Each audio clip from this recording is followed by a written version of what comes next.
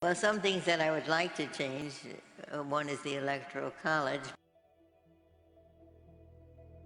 The Electoral College needs to go. And maybe we might want to take a look at the whole Electoral College. I think it needs to be eliminated. I'd like to see us move beyond it, yes. And that means get rid of the Electoral College.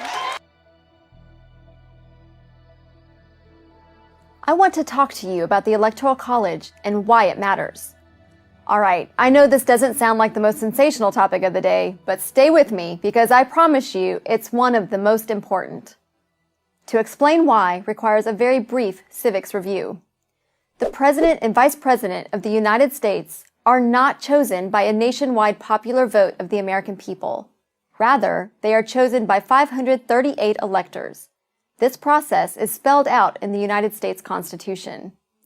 Why didn't the founders just make it easy and let the presidential candidate with the most votes claim victory? Why did they create, and why do we continue to need this Electoral College?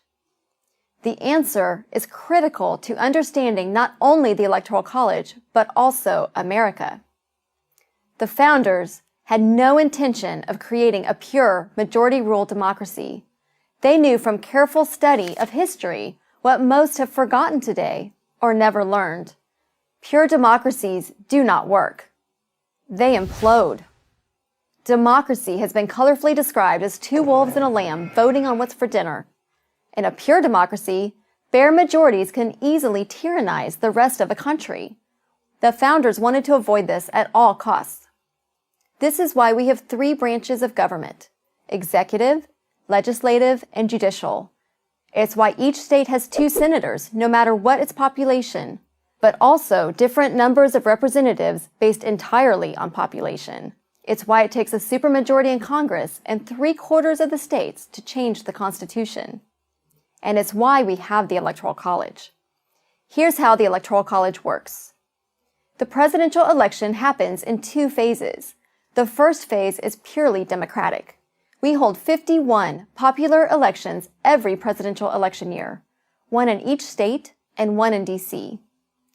On Election Day in 2012, you may have thought you were voting for Barack Obama or Mitt Romney, but you were really voting for a slate of presidential electors. In Rhode Island, for example, if you voted for Barack Obama, you voted for the state's 4 Democratic electors. If you voted for Mitt Romney, you were really voting for the state's 4 Republican electors. Part 2 of the election is held in December, and it is this December election among the state's 538 electors, not the November election, which officially determines the identity of the next president. At least 270 votes are needed to win. Why is this so important? Because the system encourages coalition building and national campaigning. In order to win, a candidate must have the support of many different types of voters from various parts of the country. Winning only the South or the Midwest is not good enough. You cannot win 270 electoral votes if only one part of the country is supporting you. But if winning were only about getting the most votes, a candidate might concentrate all of his efforts in the biggest cities or the biggest states. Why would that candidate care about what people in West Virginia or Iowa or Montana think? But you might ask, isn't the election really only about the so-called swing states? Actually, no.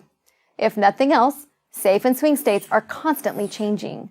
California voted safely Republican as recently as 1988. Texas used to vote Democrat. Neither New Hampshire nor Virginia used to be swing states. Most people think that George W. Bush won the 2000 election because of Florida. Well, sort of, but he really won the election because he managed to flip one state which the Democrats thought was safe, West Virginia. Its 4 electoral votes turned out to be decisive. No political party can ignore any state for too long without suffering the consequences. Every state, and therefore every voter in every state, is important. The Electoral College also makes it harder to steal elections. Votes must be stolen in the right state in order to change the outcome of the Electoral College. With so many swing states, this is hard to predict and hard to do. But without the Electoral College, any vote stolen in any precinct in the country could affect the national outcome, even if that vote was easily stolen in the bluest California precinct or the reddest Texas one. The Electoral College is an ingenious method of selecting a president for a great, diverse republic such as our own. It protects against the tyranny of the majority, encourages coalition building, and discourages voter fraud. Our founders were proud of it. We can be too. I'm Tara Ross for Prager University.